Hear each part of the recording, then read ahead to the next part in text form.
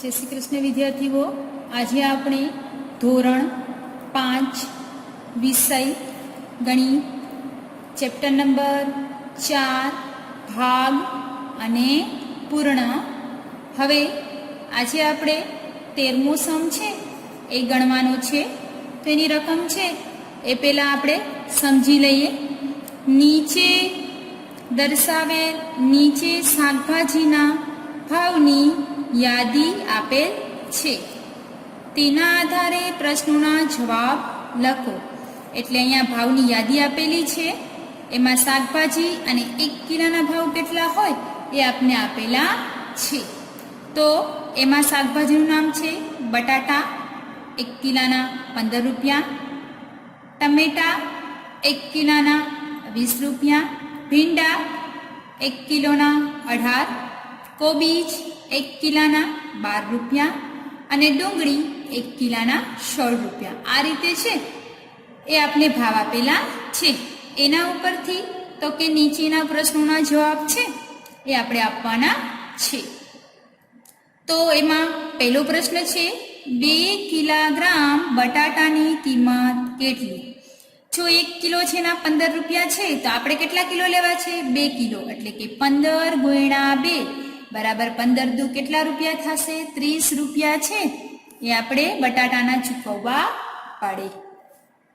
એના પછી છે 1/2 કિલોગ્રામ ટામેટાની કિંમત કેટલી? એટલે પેલા જોવાનું ટામેટાની 1 કિલોની કિંમત કેટલી છે? 20.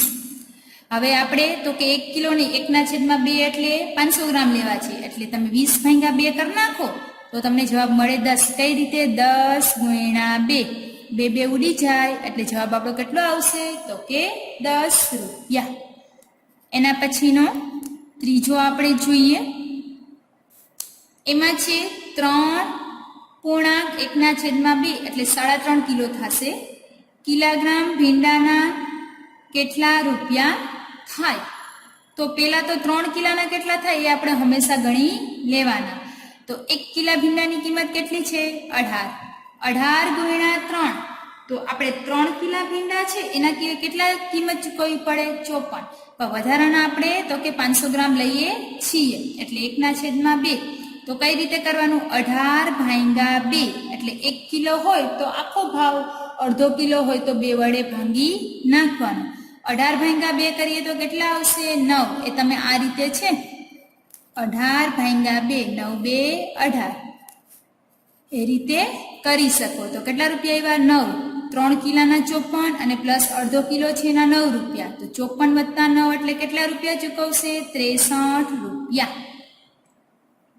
એના પછી 1 કિલો અને 1/2 કિલોગ્રામ કોબીજની કિંમત કેટલી? એટલે કે આપણે 1.5 કિલો કોબીજ લેવી હોય તો એની કિંમત કેટલી થાય? તો પેલા તો પૂર્ણાંક છે એનું જોઈ લઈએ. તો 1 કિલો કોબીની કિંમત કેટલી છે? 12 રૂપિયા. તો 12 ગુણાકારમાં 1 12 × 12 અને પછી તો કે અડધો કિલો છે તો 2 વડે ભાંગી નાખશું. 12 ભાગ્યા 2 એટલે કેટલા આવશે? 6. એ મેં જે અહીંયા 18 ભાગ્યા 2 કર્યા એમ તમે 12 ભાગ્યા 2 કરશો તો 6 આવશે. 12 માં 6 નાખો તો કેટલા થશે? તો કે 18.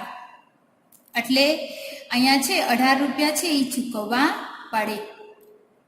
એના પછી પાંચમો 1.1/4 કિલોગ્રામ ડુંગળીનો ભાવ કેટલો? તો પેલા 1 કિલોના જોઈ લેવાના. 1 ગુણાકારમાં 16 16 પછી 16 ભાગ્યા કેટલા કરી નાખવાના? 4. તો અહીંયા શું આવશે? ચોકે 16 4 ઉડી જાય એટલે અહીંયા કેટલા આવશે? 4. 16 માં 4 ઉમેરશો તો કેટલા રૂપિયા ચૂકવવા પડશે તમારે? તો કે 20 રૂપિયા ચૂકવવા પડે. 2.1/2 કિલોગ્રામ ભીંડાનો ભાવ કેટલો થશે? તો 2 ગુણ્યા કેટલો ભાવ છે? 18 રૂપિયા. જ્યાંથી જોઈ શકીએ 18 દુ 36. પછી બીજા હજી આપણે 1/2 ગ્રામ જોઈએ છીએ. તો 18 ને 2 વડે ભાંગી નાખો તો 18 ભાગ્યા 2 તો કેટલા આવશે? 9. 36 માં 9 નાખો તો કેટલા રૂપિયા થશે? 45. એટલે કે 45 રૂપિયા છે એ ચૂકવવા પડે.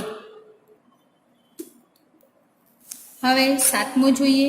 4 કિલો 3/4 કિલોગ્રામ કોબીજ અને 1/3 કિલોગ્રામ બટાટાની કુલ કિંમત કેટલી? તો પેલા 4 કિલો છે એના 1 કિલોના કેટલા છે? તો કે 12. એટલે 4 ગુણ્યા 12 એટલે 48. પછી 12 ભાગ્યા કેટલા કરવાના? 3/4. તો 4 3 કેટલા થાય? 12. 4 4 ઉડી જાય, 3 3 9. એટલે કે 48 વત્તા 9 એટલે 57 રૂપિયા ચૂકવવા પડે. પછી કીધું છે બટાટા છે ઈ છે 18. બટાટા છે 18, એને 1/3 વડે ભાંગો તો 5 3 15. 3 3 ઉડી જાય એટલે કેટલા આવશે? 5. એટલે 57 વત્તા 5 એટલે 62 રૂપિયા છે એ કુલ કિંમત ચૂકવવી પડે. હવે કીધું છે 2 કિલોગ્રામ બટાટા અને 3.3 2.1/4 કિલોગ્રામ ટમાટા અને 3.3 કિલોગ્રામ ડુંગળી અને 1/5 કિલોગ્રામ બટાટાની કુલ કિંમત કેટલી?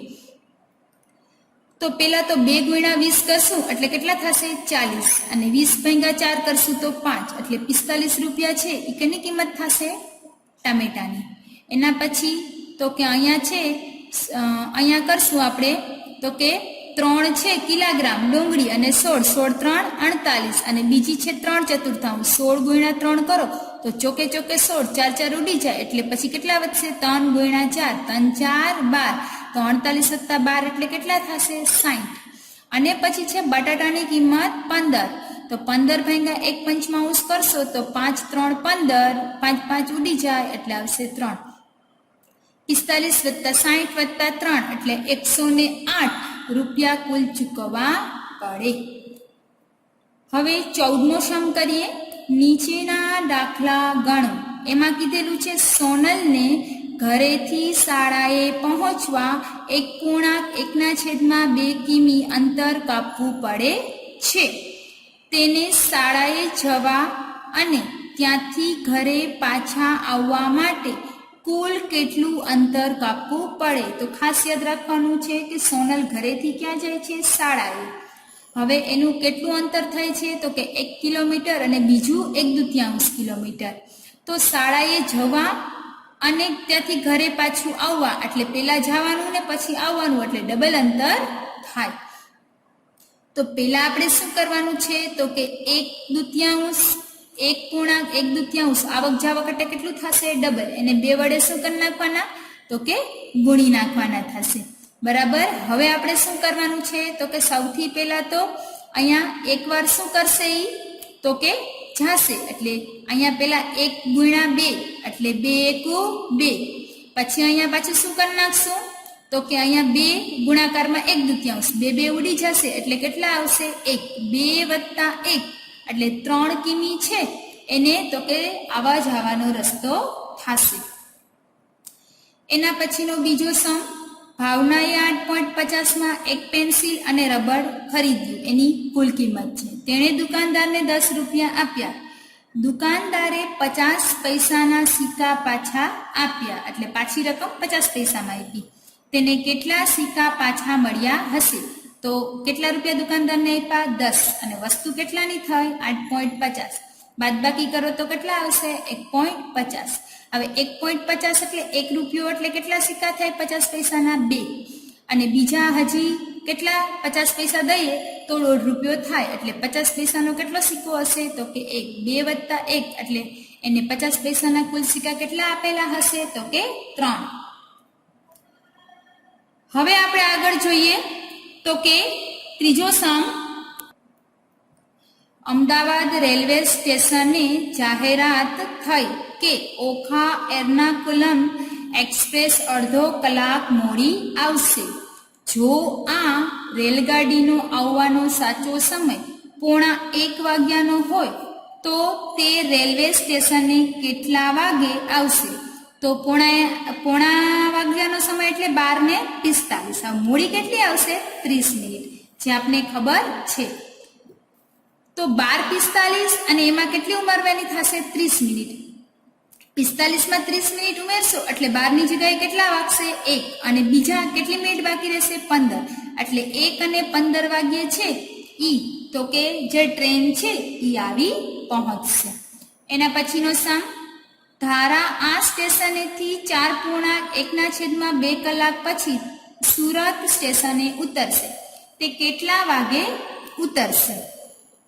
તો પેલા જોવાનું ટ્રેન ક્યારે પહોંચી? તો કે 1:15. હવે એને કેટલો સમય લાગશે? 4 પૂરા અને બીજા 1/2 એટલે 30 મિનિટ. તો 1:15 પ્લસ 4 30 એટલે કે 5:45 પોણા 6 વાગ્યે એ સુરત સ્ટેશને છે ઉતરશે. શિલ્પાને આ રેલગાડીથી પનવેલ પહોંચતા 9:30 કલાક લાગે છે. તે કેટલા વાગે ત્યાં પહોંચશે? તો જોવાનું છે 1:15 બેસે અને 9:30 વાગે પહોંચે, બરાબર. 9:30 કલાક થશે એટલે 9:30 થાય. તો આપણે 9:30 તમે 1:15 ઉમેરશો તો 9 ઉમેરશો તો કેટલા થઈ જશે? 10 અને 30 મિનિટમાં 15 મિનિટ ઉમેરશો તો કેટલા થઈ જશે? 45 મિનિટ. એટલે કે 10 અને 45 મીન્સ 11:15 વાગે તે પનવેલ છે એ પહોંચી જશે. અને અહીં આપણું લેસન નંબર 4 છે એ પૂર્ણ થાય છે.